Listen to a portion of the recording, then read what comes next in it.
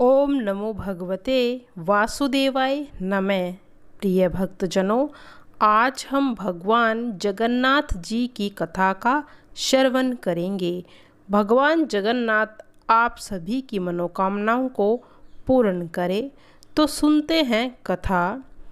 भगवान जगन्नाथ, जिन्हें जगत के नाथ या ब्रह्मांड का स्वामी कहा जाता है, एक अद्वितीय और शक्तिशाली देव है। उनकी महिमा और प्रभाव असीम है और उनके दर्शनों को भक्तों के लिए अत्यंत महत्वपूर्ण माना जाता है। भगवान जगन्नाथ को भगवान विष्णु के अवतार श्री कृष्ण के रूप में पूजा जाता है। उनके साथ उनके भाई बलराम और बहन सुभद्रा भी विराजमान है। भगवान जगन्नाथ को प्रतिदिन 6 बार महाप्रसाद चढ़ाया जाता है। यह प्रसाद सभी के लिए उपलब्ध है और इसे सभी के लिए समान रूप से वितरित भी किया जाता है। तो सुनते हैं जगन्नाथ जी की कथा। एक बार भगवान श्री कृष्ण सो रहे थे और निद्रा अवस्था में उनके मुख से राधा जी का नाम निकला। पटरानियों को लगा कि वे सब प्रभु की इतनी सेवा करती हैं, परंतु प्रभु को सबसे ज़्यादा राधा जी का ही स्मरण रहता है। रुक्मणी जी एवं अन्य रानियों ने रोहिणी जी से राधा रानी व श्री कृष्ण के प्रेम व वज्र लीलाओं का वर्णन करने की प्रार्थना की। रोहिणी जी ने कथा सुनाने की हामी तो भर दी, लेकिन यह भी कहा कि श्री कृष्ण व बलराम को इसकी भनक नहीं लगनी चाहिए। तय हुआ कि सभी रानियों को रोहिणी जी एक गुप्त स्थान पर कथा सुनाएगी, वहाँ कोई और न आए। इसके लिए सुभद्रा जी का पहरा देने के लिए मनाया गया। सुभद्रा जी को आदेश हुआ कि स्वयं श्री कृष्ण या बलराम भी आए तो उन्हें अंदर न आने देना चाहिए। माता ने कथा सुनानी आरंभ कर दी। सुभद्रा द्वार पर खड़ी हो गई। थोड़ी देर में श्री कृष्ण जी और बलराम जी वहाँ पर आ गए और उनको देखकर सुभद्रा ने उन्हें अंदर जाने से रोक दिया। इससे भगवान श्री कृष्ण को संदेह हुआ और वह भार से ही अपनी सूक्ष्म शक्ति द्वारा अंदर की माता द्वारा वर्णित वज्र लीलाओं को आनंद लेकर सुनने लगे। बलराम जी भी कथा का आनंद लेने लगे। कथा सुनते सुनते श्री कृष्ण, बलराम व सुभद्रा के हृदय में वज्र के प्रति अद्भुत प्रेम भाव उत्पन्न हुआ। उस भाव में उनके हाथ पैर सिकुड़ने लगे जैसे वो बाल्यकाल में थे। तीनों राधा, जो कि कथा में ऐसे विभोर हुए कि मूर्ति के समान जड़ प्रतीत होने लगे। बड़े ध्यानपूर्वक देखने पर भी उनके हाथ पैर दिखाई नहीं देते थे। सुदर्शन ने भी द्रवित होकर लंबा रूप धारण कर लिया। उसी समय देव मुनि नारद वहाँ पहुँच गए। भगवान के इस रूप को देखकर आश्चर्यचकित हो गए और निहारते रहे। कुछ समय बाद जब निद्रा भंग हुई तो नारद जी ने प्रणाम करके भगवान श्री कृष्ण जी से कहा, हे प्रभु, मेरी इच्छा है कि मैंने आज जो रूप आपका देखा वह रूप आपके भक्तजनों को पृथ्वी लोक पर चिरकाल तक देखने के लिए मिले।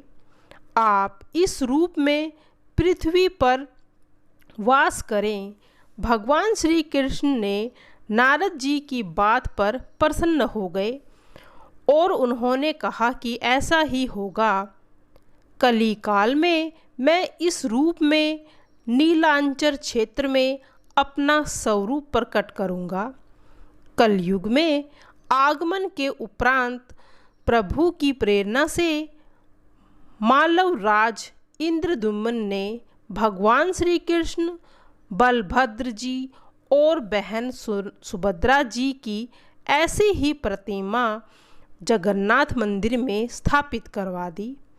राजा इंद्रद्युम्न श्रेष्ठ प्रजापालक थे। प्रजा उन्हें बहुत प्रेम करती थी। प्रजा सुखी और संतुष्ट थी। राजा के मन में इच्छा थी कि वह कुछ ऐसा करे जिससे सभी इन्हें स्मरण रखें।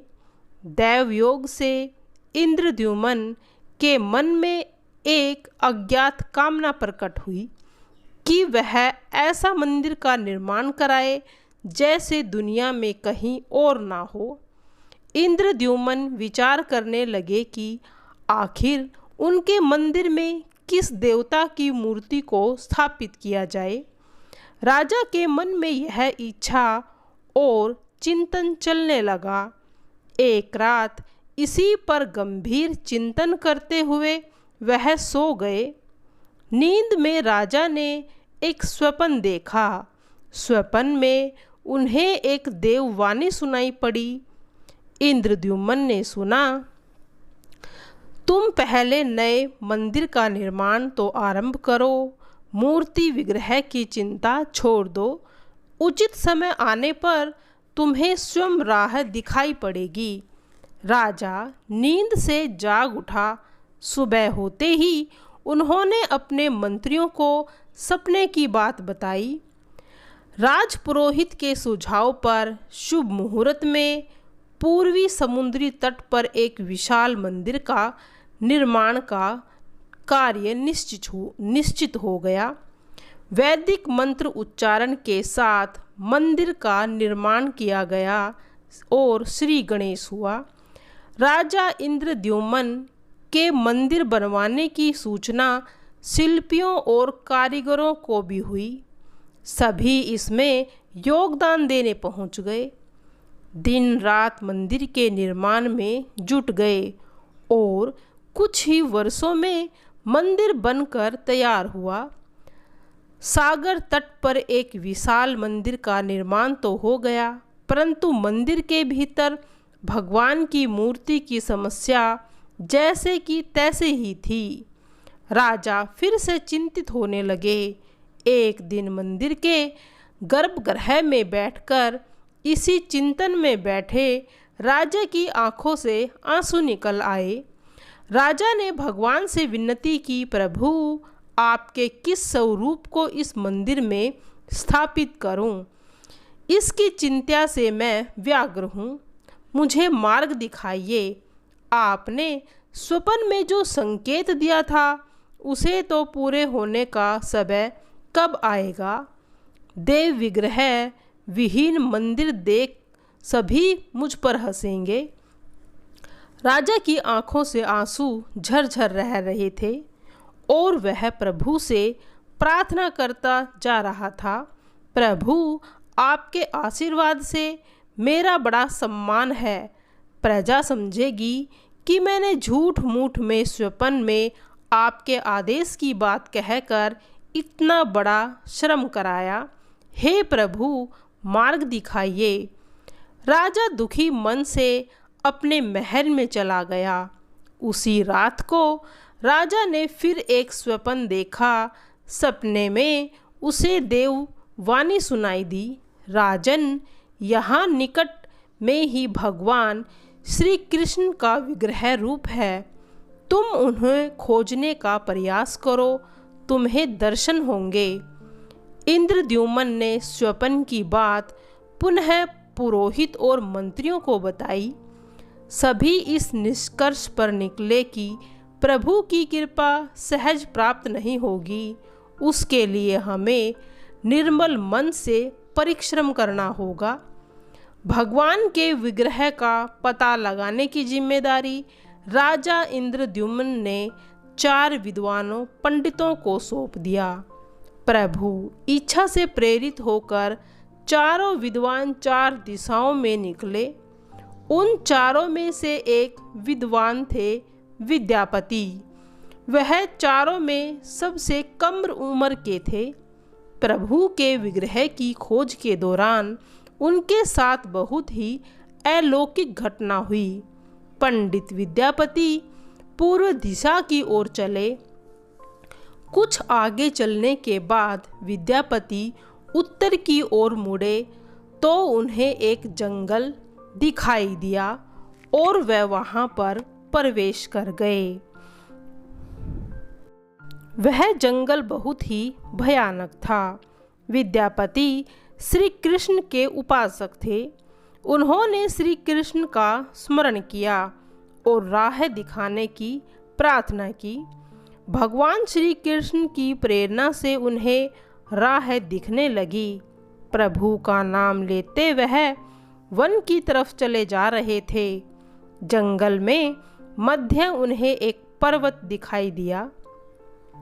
पर्वत के वृक्षों से संगीत की ध्वनि सा सुरमय गीत सुनाई पड़ रहा था। विद्यापति संगीत के जानकार थे। उन्हें वहाँ मृदंग, बंसी और करताल की मिश्रित ध्वनि सुनाई दे रही थी। यह संगीत उन्हें दिव्य लगा। संगीत की लहरियों को खोजते विद्यापति आगे बढ़े और चल दिए। वह जल्दी ही पहाड़ी की चोटी पर पहुंच गए। पहाड़ के दूसरी ओर उन्हें एक सुंदर घाटी दिखाई दी जहां भील नृत्य कर रहे थे। विद्यापति उस दृश्य को देखकर मंत्रमुग्ध थे। सफर के कारण थके हुए थे, पर संगीत से थकान मिट गई थी और उन्हें नींद आने लगी। अचानक एक बाघ की गर्जना सुनकर विद्यापति घबरा उठे। बाघ उनकी ओर दौड़ता आ रहा था। बाघ को देखकर विद्यापति घबरा गए और बेहोश होकर वहीं पड़ गए। बाघ विद्यापति पर आक्रमण करने ही वाला था कि तभी एक स्त्री ने बाघ को पुकारा। बाघ उस आवाज़ को सुनकर बाघ मौन खड़ा हो गया। स्त्री ने उसे लौटने का आदेश दिया तो बाघ लौट पड़ा। बाघ उस स्त्री के पैरों के पास ऐसे लौटने लगा जैसे कोई बिल्ली पुचकार कर सुनकर खेलने लगती है। युवती बाघ की पीठ को प्यार से थपथपाने लगी और बाघ स्नेह से लौटता रहा। वह स्त्री वहाँ मौजूद स्त्रियों में सबसे सुंदर थी। वह भील के राजा विश्वावसु की इकलौती पुत्री थी ललिता। ललिता ने अपनी सेविकाओं अचेत विद्यापति की देखभाल करने के लिए भेजा। सेविकाओं ने झरने से जल लेकर विद्यापति पर छिड़का। कुछ देर बाद विद्यापति की चेतना लौट आई। उन्हें जल पिलाया गया। विद्यापति यह देखकर कुछ आश्चर्य में थे। ललिता विद्यापति के पास आई और पूछा कि आप कौन हैं और भयानक जानवरों से भरे इस वन में आप कैसे पहुँचे हो? आपके आने का प्रयोजन बताइए ताकि मैं आपकी कोई सहायता कर सकूं। विद्यापति के मन में बाघ का भय पूरी तरह से गायब हो गया था। ललिता ने यह बात भांप ली कि उन्हें सांत्वना देते हुए वहाँ विप्रवर आप मेरे साथ चलें। जब आप स्वस्थ हो तब अपने लक्ष्य की ओर प्रस्थान करें। विद्यापति ललिता के पीछे पीछे उनकी बस्ती की तरफ चल दिए। विद्यापति भीलों के राजा विश्वावसु से मिले और उन्हें अपना परिचय दिया। विश्वावसु विद्यापति जैसे विद्वान से मिलकर बड़े ही प्रसन्न हो गए। विश्वावसु के अनुरोध पर विद्यापति कुछ दिन वहाँ अतिथि के रूप में रहे। वह भीलों को धर्म और ज्ञान का उपदेश देने लगे। उनके उपदेशों को विश्वावसु तथा ललिता बड़ी ही रुचि के साथ सुनते थे। ललिता के मन में विद्यापति के लिए अनुराग पैदा हो गया। विद्यापति ने भी भांप लिया कि ललिता जैसी सुंदरी को उनसे प्रेम हो गया है, किंतु विद्यापति एक बड़े कार्य के लिए निकले थे। अचानक एक दिन विद्यापति बीमार हो गए। ललिता ने उनकी सेवा की, जिससे विद्यापति के मन में भी ललिता के प्रति प्रेम भाव पैदा हो गया। विश्वावसु ने प्रस्ताव रखा कि विद्यापति ललिता से विवाह कर ले। विद्यापति ने इसे स्वीकार कर लिया। कुछ दिन दोनों के सुखमय पल बीते। ललिता से विवाह करके विद्यापति प्रसन्न तो था, पर जिस महत्वपूर्ण कार्य के लिए वह आए थे वह तो अभी अधूरा था। यही चिंता उन्हें बार बार सताती रहती थी। इसी बीच विद्यापति को एक विशेष बात पता चली। विश्वावसु हर रोज़ सवेरे उठकर कहीं चला जाता था और सूर्य उदय के बाद ही लौटता था। कितनी भी विकट स्थिति हो, उसका यह नियम कभी नहीं टूटता था। विश्वावसु के इस व्रत पर विद्यापति को आश्चर्य हुआ। उनके मन में इस रहस्य को जानने की इच्छा हो गई।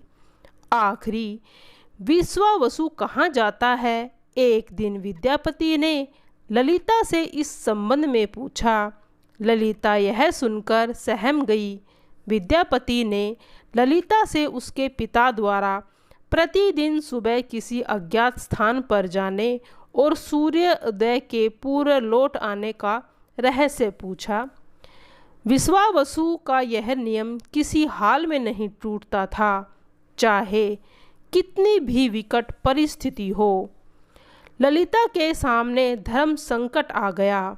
वह पति की बात को ठुकरा नहीं सकती थी, लेकिन पति जो पूछ रहा था वह उसके वंश की गोपनीय परंपरा से जुड़ी बात थी, जिसे खोलना संभव नहीं था। ललिता ने कहा, स्वामी, यह हमारे कुल का रहस्य है, जिसे किसी के सामने खोला नहीं जा सकता, परंतु आप मेरे पति हैं और मैं आपको कुल का पुरुष मानते हुए जितना संभव है उतना बताती हूँ। यहाँ से कुछ दूरी पर एक गुफा है, जिसके अंदर हमारे कुल देवता हैं। उनकी पूजा हमारे सभी पूर्वज करते आए हैं। यह पूजा निर्बाध चलनी चाहिए। उसी पूजा के लिए पिताजी रोज सुबह नियमित रूप से वहाँ जाते हैं। विद्यापति ने ललिता से कहा कि वह भी उनके कुल देवता के दर्शन करना चाहते हैं। ललिता बोली, यह संभव नहीं। हमारे कुल देवता के बारे में किसी को जानने की इच्छा है, यह सुनकर मेरे पिता क्रोधित हो जाएंगे।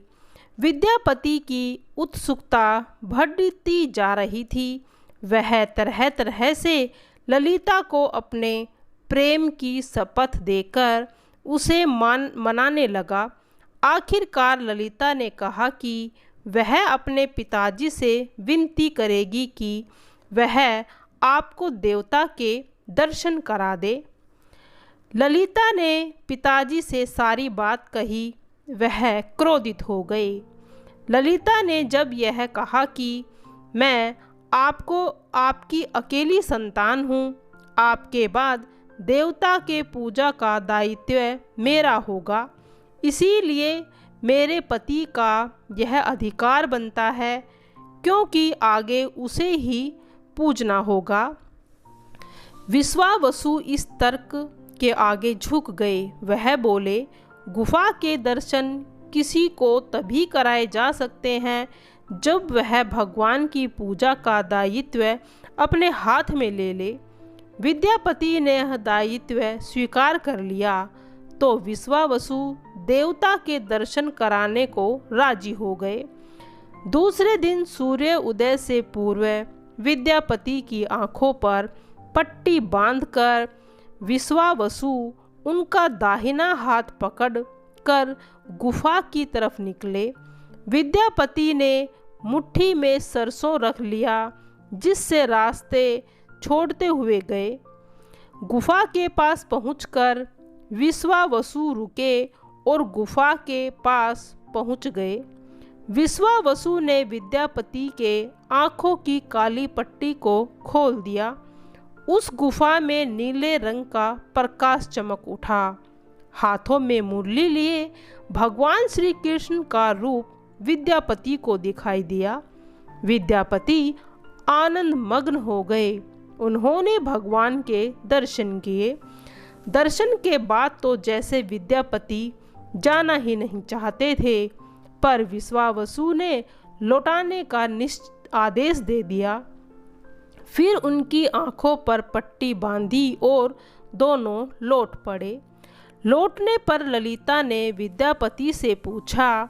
विद्यापति ने गुफा में दिखे अलौकिक दृश्य के बारे में अपनी पत्नी को बताया भी उसने उचित नहीं समझा। वह टाल गए।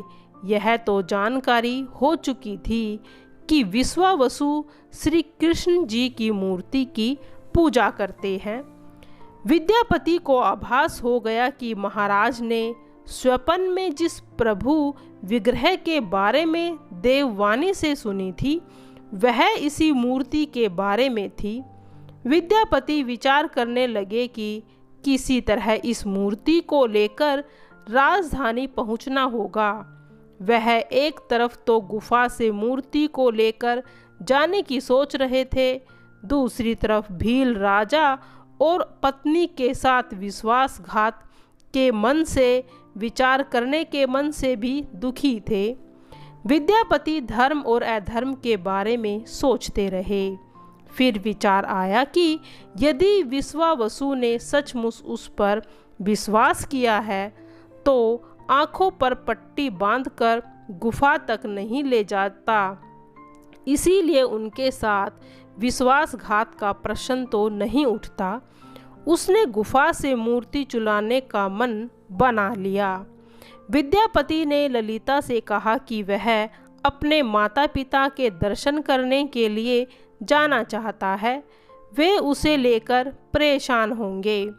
ललिता भी साथ चलने को तैयार हुई तो विद्यापति ने यह कहकर समझा दिया कि वह शीघ्र ही लौटेगा तो उसे लेकर जाएगा। ललिता मान गई। विश्वावसु ने उसके लिए घोड़े का प्रबंध किया। अब तक सरसों के दाने से पौधे निकल गए थे। उनको देखता विद्यापति गुफा तक पहुंच गया।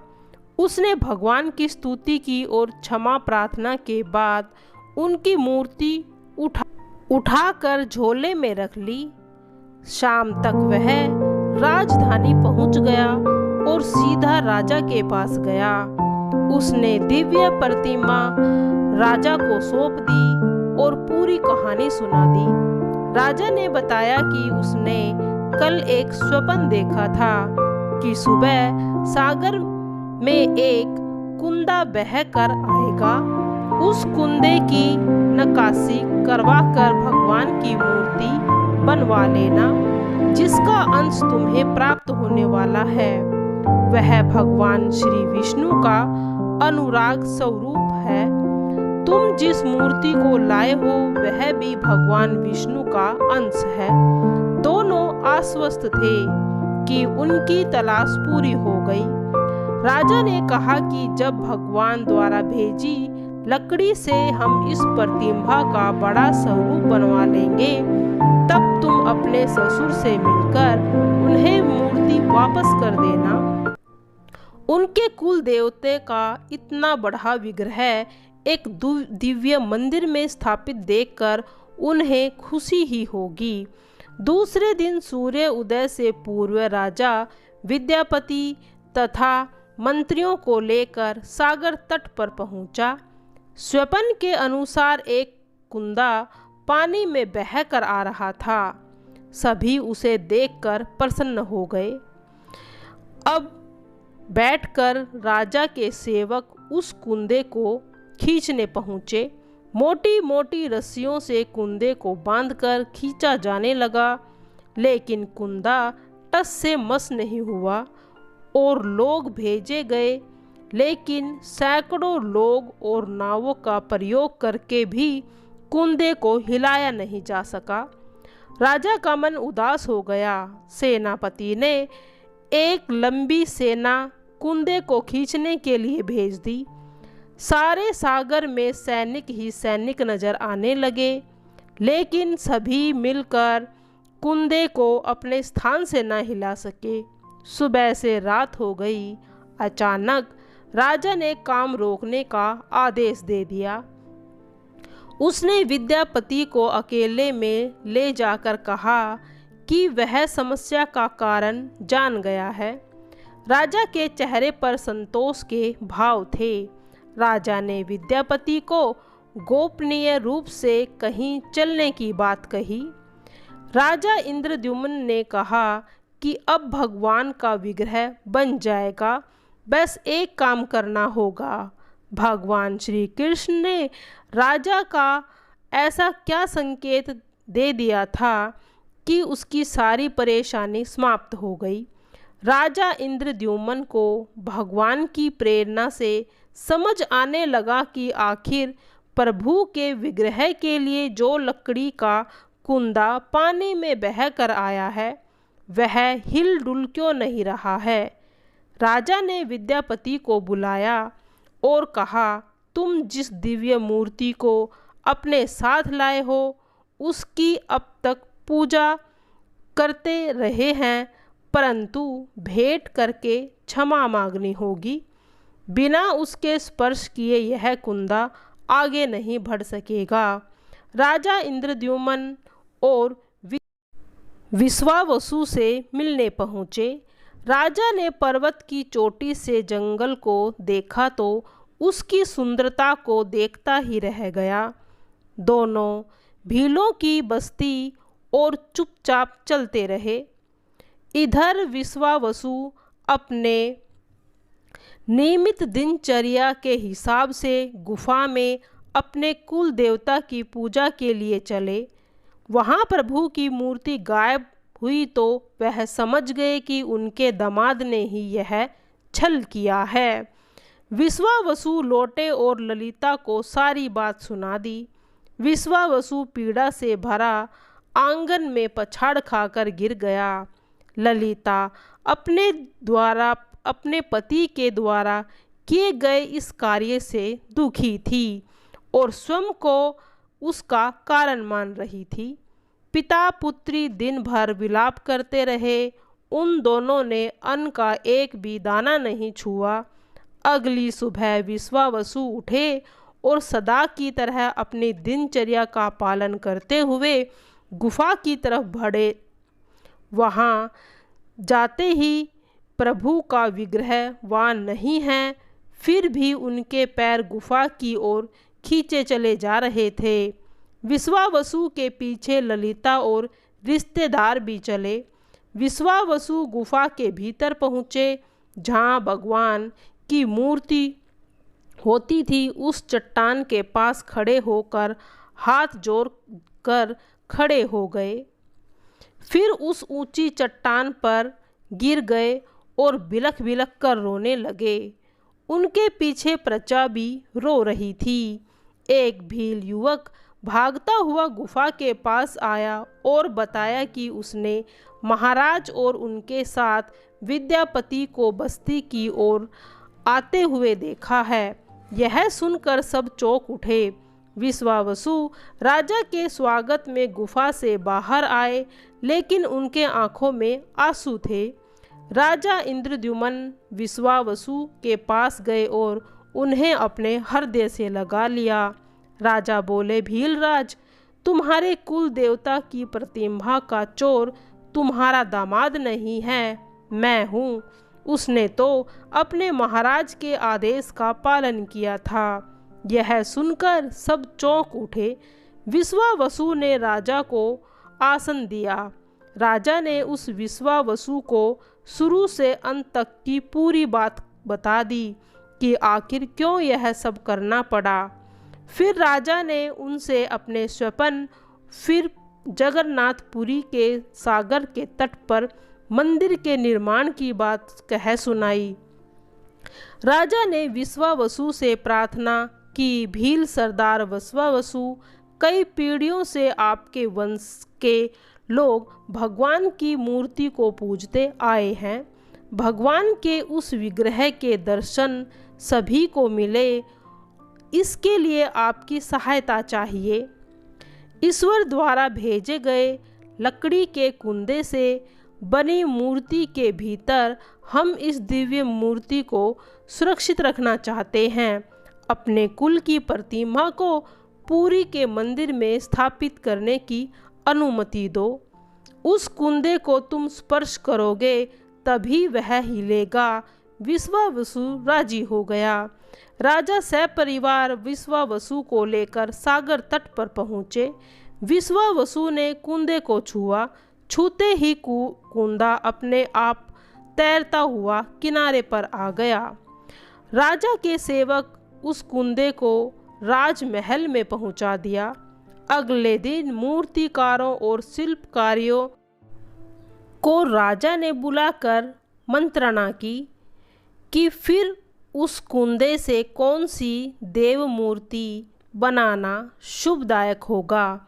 मूर्तिकार ने कहा कि वे पत्थर की मूर्ति बनाना तो जानते हैं, लेकिन लकड़ी की मूर्ति बनाने का उन्हें ज्ञान नहीं है। एक नए विघ्न के पैदा होने से राजा फिर चिंतित हो गए। उसी समय वहाँ एक बूढ़ा आया। उसने राजा से कहा, इस मंदिर में आप भगवान श्री कृष्ण को उनके भाई बलराम तथा उनकी बहन सुभद्रा के साथ विराजमान करें। इस दैवयोग का यही संकेत है। राजा को उस बूढ़े व्यक्ति की बात से सांत्वना तो मिली, लेकिन समस्या यह थी कि आखिर मूर्ति कैसे बने। उस बूढ़े ने कहा कि मैं इस कला में कुशल हूँ, मैं इस पवित्र कार्य को पूरा करूँगा और मूर्ति बनाऊँगा, पर मेरी एक शर्त है। राजा प्रसन्न हो गए और उनकी शर्त पूछी। बूढ़े शिल्पी ने कहा, मैं भगवान की मूर्ति का निर्माण का काम एकांत में करूँगा। मैं यह कमरा बंद करके करूँगा। कार्य पूरा होने के बाद मैं स्वयं दरवाज़ा खोलकर बाहर आऊँगा। इस बीच कोई भी मुझे नहीं बुलाए। राजा सहमत हो गए, किंतु उन्हें यह चिंता हुई और बोले, यदि कोई आपके पास नहीं आएगा तो ऐसी हालत में आपके खाने की पीने की व्यवस्था कैसे होगी। शिल्पी ने कहा, जब तक मेरा काम पूर्ण नहीं होता मैं कुछ खाता पीता नहीं हूँ। उस राज मंदिर के विशाल कक्ष में उस बूढ़े शिल्पी ने स्वयं को 21 दिनों के लिए बंद कर दिया और काम शुरू कर दिया। भीतर से आवाज़ें आती। महारानी गुडीची देवी दरवाजे से कान लगाकर अक्सर छेनी हथौड़े के चलने की बात सुना करती थी। महारानी रोज की तरह कमरे में दरवाजे से कान लगाए खड़ी थी। 15 दिन बीत गए। उन्हें कमरे से आवाज़ सुनाई पड़नी बंद हो गई। जब मूर्तिकार के काम करने की आवाज़ सुनाई नहीं दी तो वह चिंतित हो गई। उन्हें लगा कि आदमी वृद्ध है, खाता पीता तो नहीं, कहीं उसके साथ कोई अनिष्ट तो नहीं हो गया। व्याकुल होकर रानी ने दरवाजे को धक्का देकर खोला और भीतर जाग कर देखा। महारानी गुडीची देवी ने इस तरह मूर्तिकार को दिया हुआ वचन भंग कर दिया।